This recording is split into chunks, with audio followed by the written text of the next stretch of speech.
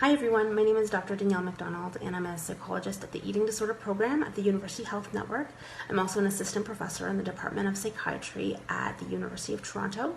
NEDIC asked me if I could share a brief video describing a strategy that some people may find helpful when coping with stress during the COVID-19 pandemic.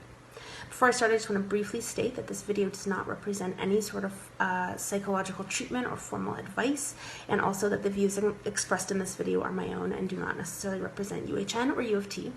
Now, the strategy that I want to share today is something that comes from dialectical behavior therapy, or DBT, which was developed by Dr. Marsha Linehan. And the strategy is something called radical acceptance. Now, radical acceptance is a skill that can help us get through a very difficult situation by accepting the current moment exactly as it is. But if a situation is difficult, then why would we want to accept it? Well, let me give you an example to try to illustrate this. Let's imagine I'm on my way to something really important, an exam or a job interview, something like that.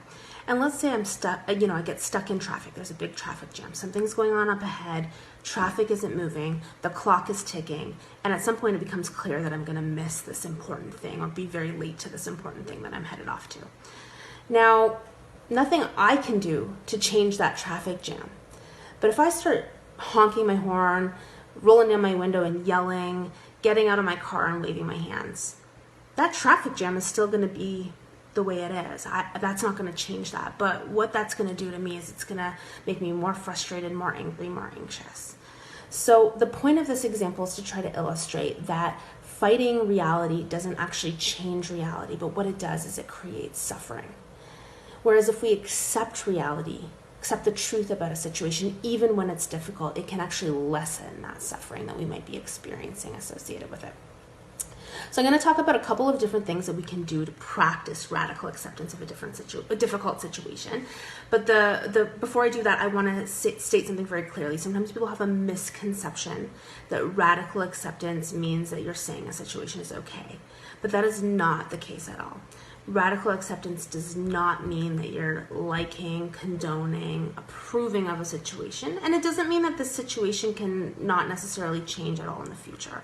But what radical acceptance is saying is that right now, I am acknowledging the truth about the present moment, the truth of the current situation. That is it. Okay?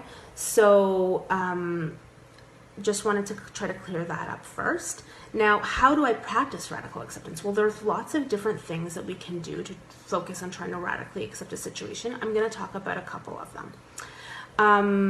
So the first thing that I think is really relevant to any kind of situation that we want to radically accept is to observe that we're not accepting. Because how can we work on accepting if we don't know that we're not accepting? So statements like, it's not fair, why is this happening, it shouldn't be this way, those are all signs that we may not be accepting the situation. Second thing we can do is we can remind ourselves that the unpleasant reality is just as it is in this moment, and right now it can't be changed. Okay, it is what it is. Right? There's no value statement on that. We're just acknowledging the true facts of the situation. Third thing, so radical means all the way. So radical acceptance is about accepting all the way, mind, body, spirit. So sometimes we can accept the facts of a situation in our mind, but the experiential, the emotional piece can be a little bit harder to accept. So radical acceptance really means accepting mind, body, and spirit. And so really trying to tune into some experiential sort of ways of acceptance as well. So things like relaxation, mindfulness, self-talk, pleasant imagery, those can be things that can really help us to feel more accepting of a situation. The next thing that we can try to do is what we call act opposite. And the way I think of this in the context of radical acceptance is acting like I would act if I accepted this situation. If I accepted this situation, what things would I be doing? What things would I not be doing? And then doing that. And the idea here is that sometimes we can lead with behavior. If we act like we did accept, even if we're not fully there yet in our mind, that might help our mind to get there.